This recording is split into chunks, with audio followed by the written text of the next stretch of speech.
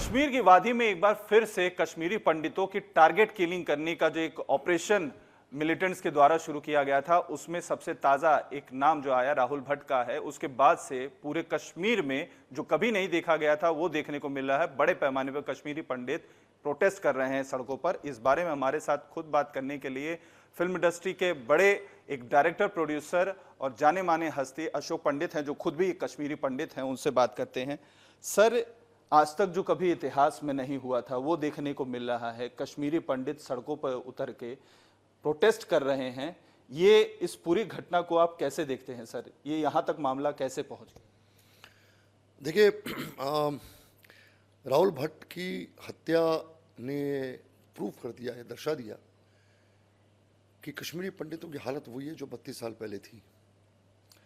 जिस तरीके से इसके दफ्तर में घुस के इसको मारा, ठीक उसी तरीके से 1990 में लसकौल को मारा, प्रेमनाथ भट्ट को मारा, गिरजा थिक्कू को मारा, सतीश थिक्कू को मारा, नीलकंठ गंजू को मारा। तो किलिंग्स तो वैसी हो रही हैं, कोई अंतर नहीं है, सिलेक्टिव किलिंग्स है। एक एक कश्मीरी पंडित को, हिंदू को पकड़ पकड़ के ऐसे ही मारा है।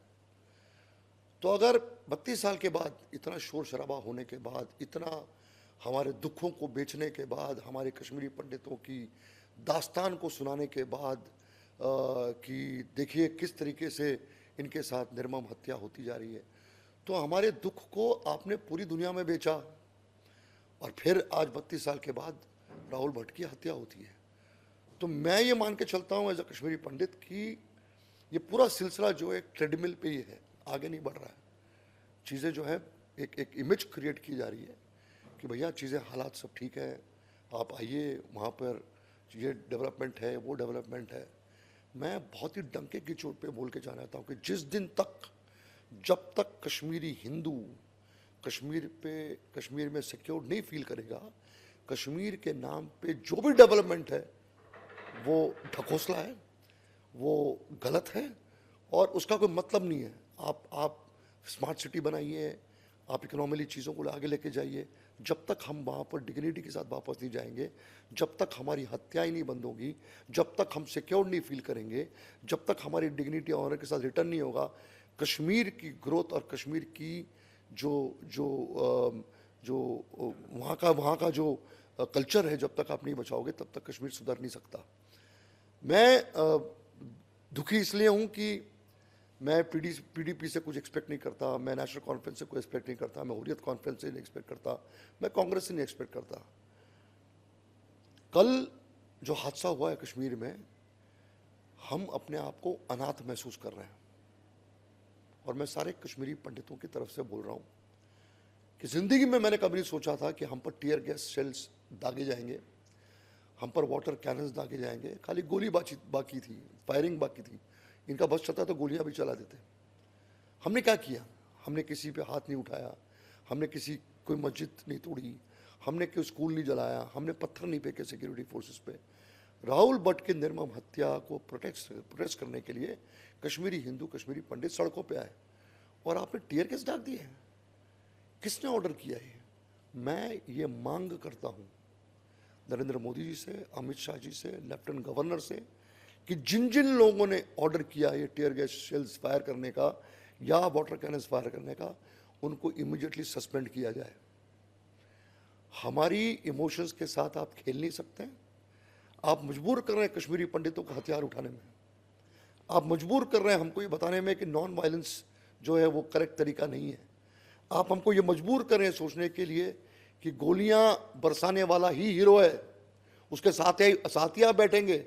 मनमोहन सिंह भी यासीन मलिक के साथ ही बैठा।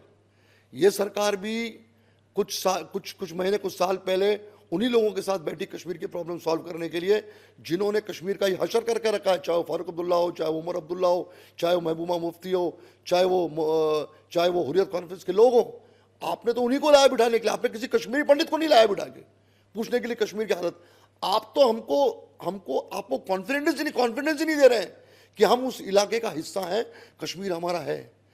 दुख इस बात का है और महसूस हमें ये हो रहा है कि हमारे घर के लोगों ने, हमारे ही अपने लोगों ने, जिनके साथ हम खड़े, हम बिलीव करते हैं, हम आज के प्रधानमंत्री में बिलीव करते हैं, हम आज की सरकार में बिलीव करते हैं और आप ही ने हम पे टीयर गैस शेल दाग दिए।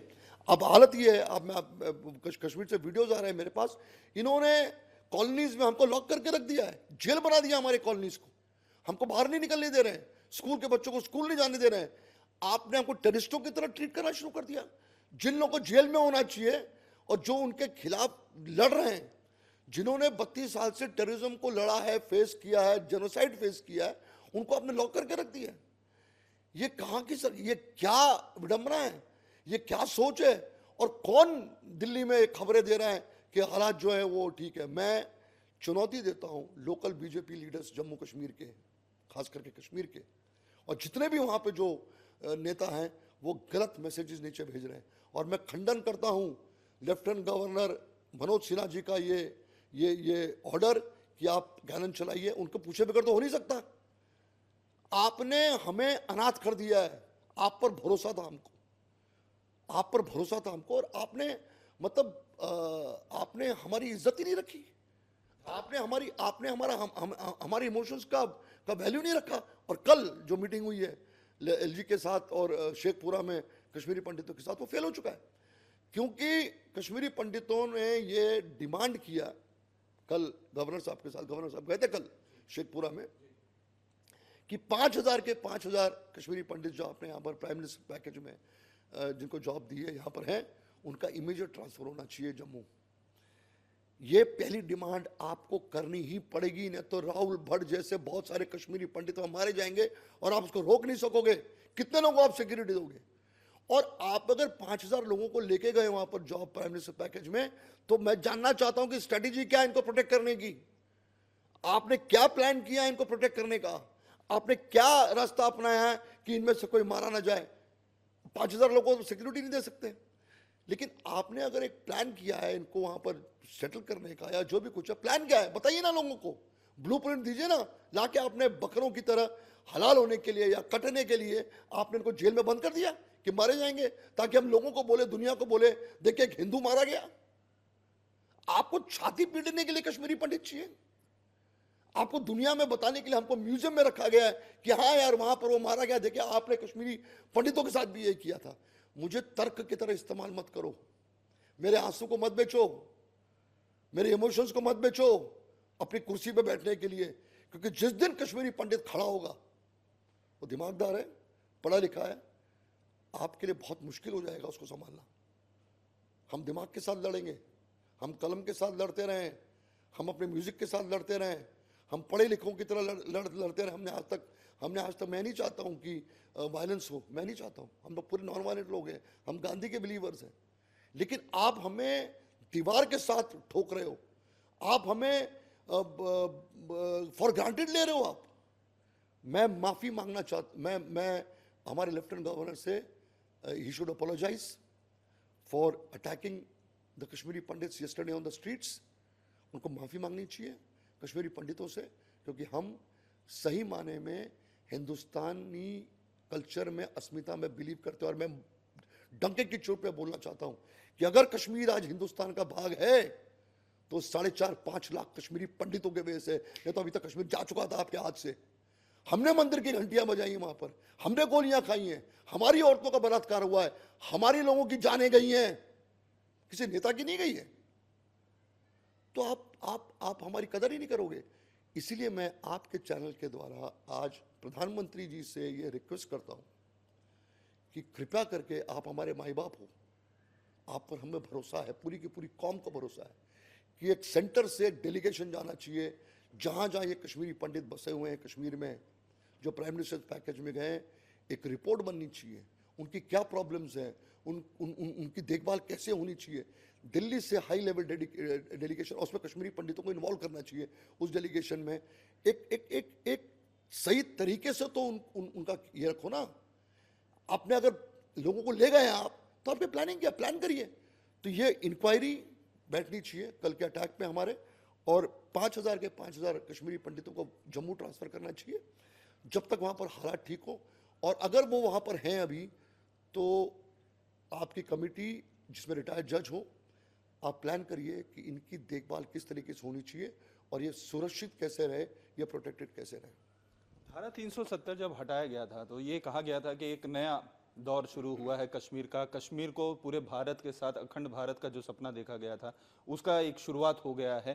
तो उसी के भरोसे के तहत कई सारे कश्मीरी पंडितों को वहां पर ले जाकर वापस पुनर्वास करने की कोशिश की गई। आपको लगता है कि ये जो पूरे दावे किए गए थे केंद्र की तरफ से खोखले साबित हो रहे हैं? ग्राउंड लेवल पे कहीं कुछ दिख नहीं रहा है? देखिए, आर्टिकल 370 का जाना और 35A का जाना जो है, ये बहुत बड़े गट्स की बात थी। हम सब खुश हैं उसको लेके।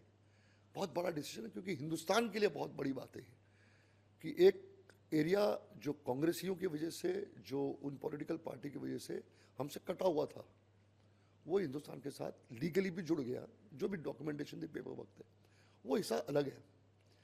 लेकिन आप ये मानकर अगर चले कि 370 हट गया, 35 हट गया, आपकी रिस्पॉन्सिबिलिटी खत्म हो गई, तो फिर गलत है। आप उस भ्रम में मत रहिए। वहाँ का टेररिस्ट जो है, वहाँ का आतंकवादी जो है, वहाँ की मेजॉरिटी पॉपुलेशन भी जो है, उनको कोई फर्क नहीं पड़ता। वो अपने काम में लगे हुए हैं। सिक्योरिटी फोर्सेस हमारी मारी जा रही है, बहुत दुख होता है। वो लगे हुए, रोज 5, 10, 15, 20 टेररिस्ट मारे जा रहे हैं। हमारे जवान भी मारे जा रहे हैं, हमारे पुलिस के लोग भी मारे जा रहे हैं। इसका मतलब ये है कि जमीनी स्तर पे चीजें वैसी की वैसी हैं। अब क्या डेवलपमेंट की बात कर रहे हैं?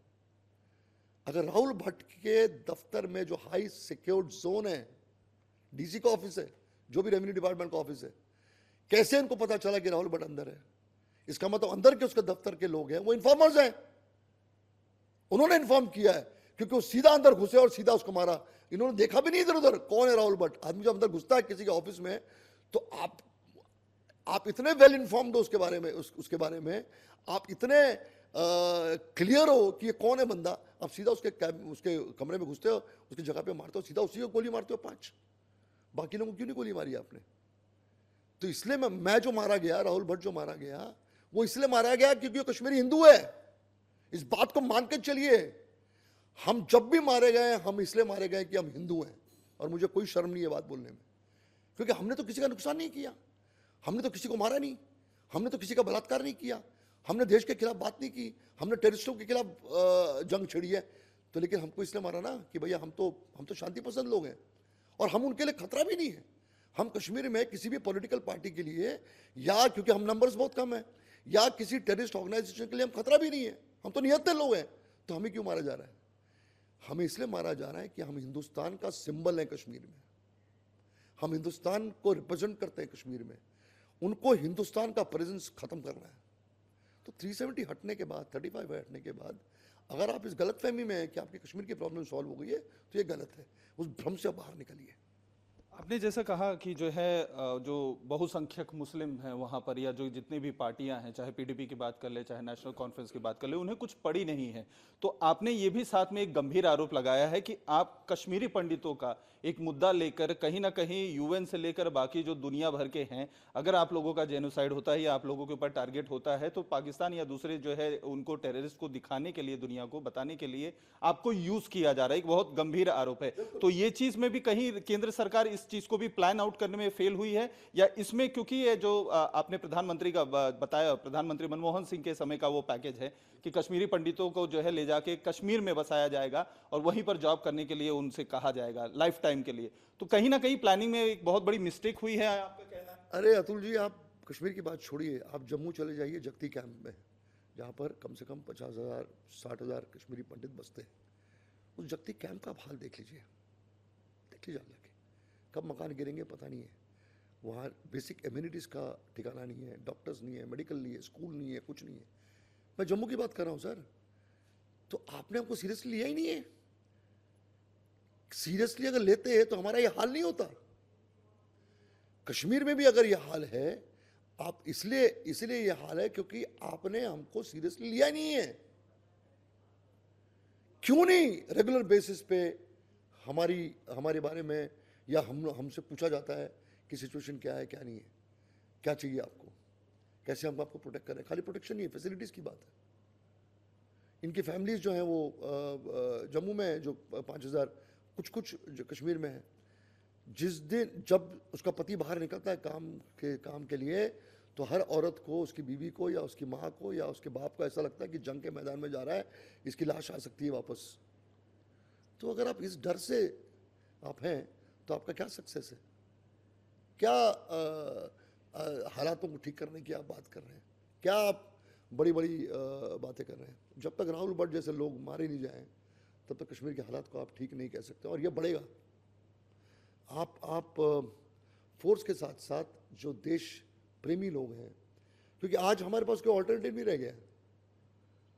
आज जो जिस तरीके से कश्मीर में बवाल मचा हुआ, जिस तरीके से हिम्मत टूटी है कश्मीरी पंडितों की कल के अटैक के बाद, कल के रवैये, गवर्नमेंट के रवैये के बाद, आपने हमको जेल में बंद कर दिया है, आपने हमको अपने घरों में बंद कर दिया, बाहर निकल ही नहीं दे रहे। हमारा फ्यूचर क्या है? यानी कि आपका भरोसा टूट गया है, कहने का मतलब ये है केंद्र सरकार से भरोसा आपका टूट गया जिस तरीके। बिल्कुल बिल्कुल बिल्कुल, हमारा कॉन्फिडेंस शटर हो गया है। हमें महसूस, कश्मीर में भी जो कश्मीरी पंडित है, जम्मू में भी जो कश्मीरी पंडित है, और पूरी दुनिया में अनाथ महसूस कर रहे हैं अपने आप को। हमको समझ नहीं आ रहा है अभी कहाँ जाए क्या नहीं जाए। तो मुझे डर है कि हमारी यंग जनरेशन जो है, हमारे यूथ्स जो है, वो नहीं है जो 1990 के यूथ्स थे, वो नहीं है। तो आप सिचुएशन को समझ के सीरियसली, प्रोफेशनली, मेथोडिकली आप इस कम्युनिटी के बारे में प्लानिंग करना शुरू करिए।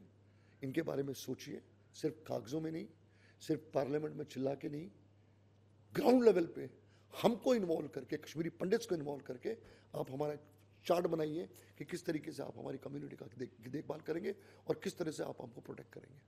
लगातार केंद्र की तरफ से कहा जा रहा है कि जब से 370 धारा और 35 ए हटाया गया है, अबॉलिश किया गया है, कश्मीर के हालात सुधर रहे हैं। जैसा कि आपने कहा, इन्वेस्टमेंट के साथ साथ माहौल भी वहां पर काफी खुशनुमा हो रहा है। तो आपको ये खास तौर पर लूप होल कहाँ समझ में आ रही है, गलतियां कमियां कहाँ से हो जा रही हैं जो लगातार इस तरीके की घटनाएं हो रही हैं, और कहीं ना कहीं जो विपक्ष भी कहता आ रहा है कि केंद्र जो है कंट्रोल नहीं कर पा रही है टेररिस्ट एक्टिविटीज को, उसमें विफल होती हुई दिखाई? देखिए, विपक्ष को तो कुछ बात करने का हक ही नहीं है, वो मैं उनको सीरियसली लेता भी नहीं, क्योंकि विपक्ष जो जितनी भी पार्टीज, पॉलिटिकल पार्टीज हैं, वो रिस्पॉन्सिबल है कश्मीर में टेररिज्म को लेके। उन्होंने कश्मीर में टेररिज्म क्रिएट किया है, टेररिज्म को पैदा किया है, टेररिज्म को पनपाया, उनको पाला है, उनको पोसा है। तो विपक्ष में जितनी भी पॉलिटिकल पार्टीज है ना, उनकी बातों का मुझे असर नहीं होता, और उनको हक भी नहीं बोलने का। आज अगर कश्मीर की हालत ये है तो ये सब वही इन्वॉल्व है, वही रिस्पॉन्सिबल है। तो उनको नरेंद्र मोदी को भाषण देने का कोई हक नहीं है, उनको आज की सरकार को भाषण देने का हक नहीं है। हक मुझे है, क्योंकि मैं पीड़ित हूं, मैं विक्टिम हूं जेनोसाइड का, मैं विक्टिम हूं टेररिज्म का, और मुझे उम्मीद है आपसे। बात इतनी है। तो ऑपोजिशन तो पॉलिटिक्स खेल रहा है ना। ऑपोजिशन तो आज की सरकार को नीचे दिखाने की कोशिश कर रहा है। ऑपोजिशन को यह भूलना नहीं चाहिए कि मनमोहन सिंह जो है, वो यासीन मलिक को गले लगाया था, उसको अपने घर में, उसको दफ्तर में बुलाया था। एक टेररिस्ट को आप अपने घर में बुलाते हो, अपने दफ्तर में बुलाते हो, और प्राइम मिनिस्टर हो आप, कोई शाखा प्रमुख नहीं हो, कोई ऑर्डिनरी एमएलए नहीं हो आप देश के प्राइम मिनिस्टर हो। आप क्या अंदेशा दे रहे हो कश्मीरी पंडित को? आपने क्या अंदेशा दिया कि टेररिस्ट की चलती है? आपने किसी कश्मीरी पंडित को तो नहीं बुलाया। तो जो गोली चलाने वाला है, जिसने आज मान लिया कि मैं टेररिस्ट हूं, उसके साथ तो आप बैठे। तो अब कांग्रेस क्या लेक्चर देगा नरेंद्र मोदी को या आज की सरकार को कि आप गलत कर रहे हो, आप फेल हो गए हो? इनको हक ही नहीं बोलने का। इनको कोई किसी भी आज की पॉलिटिकल पार्टी को, रूलर्स को बोलने का हक नहीं है, क्योंकि आज अगर कश्मीर का ये हाल है, आज अगर कश्मीर में टेररिज्म है, तो ये रिस्पॉन्सिबल है इसके। लूपहोल कहाँ है? अगर केंद्र सरकार जो है, अगर इस तरह की घटनाएं फ्रिक्वेंटली हो रही हैं, कहीं रोक नहीं लग पा रही है, टारगेट किलिंग, पहले जो आतंकवादी घटनाएं होती थी, फोर्सेस को टारगेट किया जाता है, अब कश्मीरी पंडितों को किया जा रहा है। तो लूपहोल कहाँ है? ग्राउंड लेवल पे सही लोग होने चाहिए, ग्राउंड लेवल पे कश्मीरी पंडितों की इन्वॉल्वमेंट होनी चाहिए, क्योंकि हमें मालूम है ना इनका बिहेवियर क्या है, हमें मालूम है ये कैसे बिहेव करते हैं, हमें मालूम है कश्मीर के रख की बिहेवियर पैटर्न क्या है, कौन सा एरिया क्या है, क्या क्या नहीं है, नहीं पता है ना। अब जो कश्मीर कभी गया ही नहीं है, कश्मीर के बारे में किसी को पता ही नहीं है, वो डिसाइड करेगा कश्मीरी पंडितों का फ्यूचर क्या होगा। आप मुझे बताइए, आज तक टिल डेट आपने कश्मीरी पंडितों के मामले में कितने कश्मीरी पंडितों को इन्वॉल्व किया है? बताइए, किसको इन्वॉल्व किया? राम माधव जी कश्मीर के इंचार्ज थे, क्या पता था उनको कश्मीर के बारे में? क्या पता था? जो लोग कश्मीरी पंडितों की समस्या को समझ सकते हैं, जो जी रहे हैं, उन्हीं लोगों को होना चाहिए ना। यानी कि मनोज सिन्हा जो लेफ्टिनेंट गवर्नर वहां पर बनाए गए हैं वो भी सही तरीके से लोगों की समझ नहीं रहे हैं, क्योंकि वो वहां के लोकल नहीं है, वहां के दर्द को नहीं समझ पा रहे हैं, इसी वजह से प्रॉब्लम्स आ रही हैं। कश्मीर का गवर्नर कश्मीरी पंडित क्यों नहीं है? क्यों नहीं है कश्मीरी पंडित? काबिल लोग नहीं है हमारे सिक्योरिटी फोर्सेस में? हमारे मेजर जनरल्स और आर्मी में कश्मीरी पंडित नहीं थे? है ना रिटायर्ड? पुलिस के टॉप पोजीशंस पे कश्मीरी पंडित थे, नहीं थे क्या? क्यों नहीं कश्मीरी पंडित है लेफ्टिनेंट गवर्नर कश्मीर का? क्यों नहीं है? क्यों ताकत नहीं है आपको कश्मीरी पंडित को एक ऐसी जगह देने की या ऐसा ओहदा देने की इसके हाथ में दोनों पावर कश्मीरी पंडितों को रूल करने का? कब तक उनको गरीब भिखारी बना के रखोगे तुम? दो पावर, दो कश्मीरी पंडितों के हाथ में कश्मीर चलाने के लिए मैं आपको गारंटी देता हूं कि कश्मीर प्रोग्रेस करना शुरू कर देगा। क्योंकि वहां की नसों को तो हम पहचानते हैं ना। मनोज सिन्हा साहब नहीं पहचान सकेंगे, उनका कश्मीर से कोई लेना देना नहीं है, गलती नहीं है उनकी कोई गलती नहीं है। वहां की जड़ों को पहचानने वाला आदमी चाहिए। बॉडी लैंग्वेज, जो वहां की जो अपोजिशन के लोग हैं, जो पॉलिटिकल पार्टीज हैं, फारूक अब्दुल्ला को जितना मैं जान सकता हूं कोई नहीं जान सकता। महबूबा मुफ्ती की हरकतों को मैं जान सकता हूं जितना कश्मीरी पंडित जान सकता है उतना कोई नहीं जान सकता। उनकी परफॉर्मेंस को मैं पहचानता हूं, उनकी रगों को मैं पहचानता हूं, उनको हैंडल मैं ही कर सकता हूं। आप देख लीजिए टेलीविजन डिबेट्स में जब कश्मीरी पंडित बैठता है, इनके मुंह बंद हो जाता है, इनके पास जबान पे शब्द नहीं होते बोलने के। हम तो क्या झूठ बोलेंगे? ये बाकी ने को कहानियां सुनाते रहेंगे, हमको क्या कहानी सुनाएंगे? हम तो उधर ही हैं। इसीलिए गवर्नमेंट लेवल पे, सिस्टम लेवल पे, ब्यूरोक्रेसी लेवल पे कश्मीर को अगर आपको ठीक करना है, आपको कश्मीरी पंडितों को इन्वॉल्व करना ही पड़ेगा, नहीं तो यही होता रहेगा। महबूबा मुफ्ती कहती हैं कि खासतौर पर परिसीमन जो किया गया वहाँ पर 43 सीटें जो 37 थी जम्मू की वो बढ़कर हो गई हैं, और जबकि कश्मीर का सिर्फ एक सीट बढ़ा है, उसका वो विरोध कर रही हैं। ये इस तरीके के मैसेज घुमाए जा रहे हैं कि कश्मीर में हिंदू एक जो है मुख्यमंत्री बनाने की एक साजिश बीजेपी की तरफ से की जा रही है, इसलिए पूरा ये बखेड़ा खड़ा है। और खास तौर पर जो ये घटना राहुल भट्ट की हुई, उसके बाद महबूबा मुफ्ती का ये कहना है कि जिस तरीके का माहौल देश में क्रिएट कर रही है बीजेपी, उसका ही ये नतीजा है जिस वजह से ये घटनाएं हो रही है हिंदू मुसलमान। देखिए, मैंने आपको पहले भी कहा, महबूबा मुफ्ती से मैं ये पूछना चाहूँगा कि कश्मीर में उसके पिता ने कितने टेररिस्ट पैदा किए? आप तो रिस्पॉन्सिबल है मेरे निर्वासन को लेके। मेरा अगर जेनोसाइड हुआ है तो महबूबा मुफ्ती भी इन्वॉल्व है। और अगर ये आज की सरकार जो रीऑर्गेनाइजेशन कर रही है वो सही कर रही है, हम पावर में कैसे आएंगे? और आपने एक तबका का, वहाँ की जो मेजॉरिटी पॉपुलेशन है, उन्हीं के हाथ में सारी बागडोर छानी है। तो पॉपुलेशन तो बढ़ी है ना कश्मीरी, अपना जम्मू में हिंदुओं की, राजौरी में, बाकी जगहों पे हिंदुओं की पॉपुलेशन बढ़ी है। तो पूरे देश में ये होता है, खाली कश्मीर में थोड़ी हुआ है। टाइम टू टाइम रीऑर्गेनाइजेशन होती है ना, डिलिमिटेशन होती है। तो तुम क्या अलग हो क्या? क्यों नहीं होगा? और ये बहुत कमाल का डिसीजन है गवर्नमेंट का डिलिमिटेशन करने का, और बहुत करेक्ट तरीके से हुआ है। मैं तो पूरा साथ देता हूं इस पूरे डिलिमिटेशन के पूरे प्रोसेस का। होना चाहिए था, ये कब होना चाहिए था? बहुत पहले हो जाना चाहिए था। इनकी प्रॉब्लम ये है कि इनको लगता है कि हम फिर कश्मीर के माई बाप बन के हम नहीं आ सकेंगे। इनको डर है। ये तो राजनीति खेल रहे हैं, इनको पावर चाहिए। कैसे टेररिस्टों के साथ मिलके हम हिंदुस्तान को लूटते रहेंगे, हिंदुस्तान को ब्लैकमेल करते रहेंगे। इन्होंने तो आज़ादी के बाद से हिंदुस्तान को ब्लैकमेल ही किया है ना। अरबों रुपया कमाया इन्होंने। जाके देख लीजिए आप इनके घर बंगले, देख लीजिए करोड़ों रुपए की तो इनके घर में कारपेट्स है। ये कांग्रेस ने इनको पैसे दे के इनकी आदतें खराब कर दी है। वो आज नहीं हो सकता। तो ये अलग मुद्दा है। ये जो बात है वो तो होनी चाहिए, इसमें कोई दो नहीं। इसमें तो हम कश्मीरी पंडित पूरे साथ में हैं आज की सरकार के साथ। ये तो होना ही चाहिए, ये बहुत ही करेक्ट तरीका है, इसमें तो कोई दो राय नहीं है। लेकिन जो बात हमारी बात पे जब आते हैं, we play a very important role in developing Kashmir. Kashmir तो हम हैं। और आज आप देख लीजिए, एक और चीज मैं बोलना चाहता हूं। राहुल भट्ट की हत्या हुई, इसके पहले भी कश्मीरी पंडितों की हत्या हुई है। एक सूडो सेकुलर, एक ऐसा बंदा, चाहे वो आरफा खानम हो, चाहे वो बरखा दत्त हो, चाहे वो जावेद अख्तर हो, जो एक पूरा एक तबका है हमारी इंडस्ट्री में भी, जो 300 लोग साइन करते हैं, जो बड़ी बड़ी बातें करते हैं, ह्यूमन राइट्स वायलेशन की बात करते हैं, फ्रीडम ऑफ एक्सप्रेशन की बात करते हैं, उनकी चुप्पी जो है ना, जो इस देश को इंटॉलरेंट देश कहते हैं, उनकी चिप्पी जो है ऐसी हत्याओं के बाद इनको एक्सपोज करती है। इनको हक ही नहीं है किसी ह्यूमन राइट्स वायलेशन की बात करें। वो भी हमारे लिए बहुत बड़ा रोष है, वो भी हमारे लिए बहुत बड़ी दुख की बात है कि आप सिलेक्टिव एक्टिविज्म करते हो। जब कोई मुसलमान मारा जाता है, जब वहाँ पुलिस वाले मारे जाते हैं, हम उतना ही शोर मचाते हैं। हमारे लिए इंसान इंसान है। हमने कभी भी धर्म को अपने आप धर्म को नहीं, धर्म के साथ हमने पॉलिटिक्स नहीं खेला हुआ है। हमारे आज भी दोस्त हैं, हमारे आज भी मित्र हैं। लेकिन आप चूंकि ओपिनियन मेकर्स हो, आपकी लोग सुनते हैं, तो कम से कम जब हमारा कत्ल हुआ है, हमारा खून हुआ है, तो उसके बारे में बात करनी ज़रूरी है बहुत। एक आखिरी सवाल है कि ये जो जिस तरीके की घटनाक्रम चल रही है, चाहे 90s की से लेकर आज तक 32 साल के बारे में, एक जर्नी के बारे में बात कर ले, भरोसा जो खास तौर पे मेजॉरिटी कम्युनिटी है वहाँ पर मुसलमानों की, कश्मीरी पंडितों के क्या भरोसे की कमी उनके प्रति हो गई है, या जो इस तरीके की घटनाएं हो रही हैं उसके लिए आप किसको दोषी मानते हैं? क्यों इस तरीके की घटनाएं हो रही हैं और कहाँ जाके रुकेगा? देखिए, हमारा भरोसा तो कभी उनके ऊपर था ही नहीं और ना होगा। बिकॉज मुझे अगर निकाला है, मेरे पड़ोसी ने निकाला है। मेरा अगर घर जलाया है तो मेरे पड़ोसी ने जलाया है। मेरा अगर कत्ल हुआ है तो मेरे पड़ोसी ने किया है।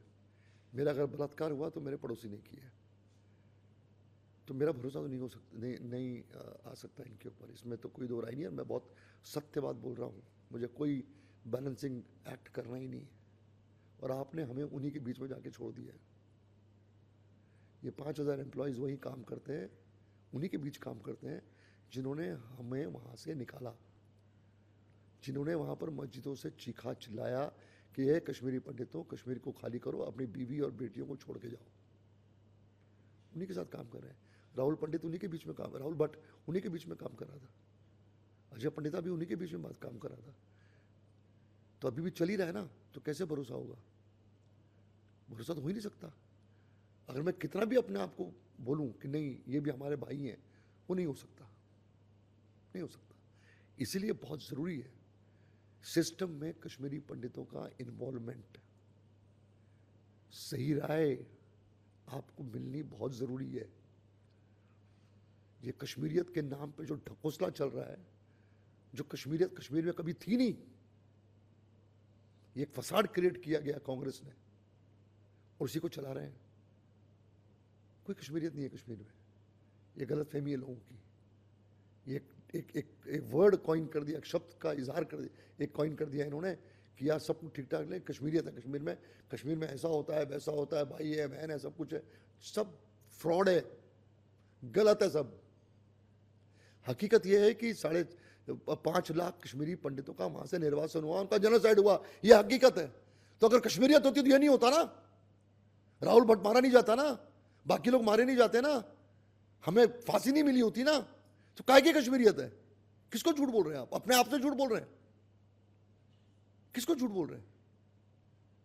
तो इस झूठ में जो आप जी रहे हो ना, उससे बाहर निकलने के लिए कश्मीरी पंडितों के साथ आपका बैठना बहुत जरूरी है।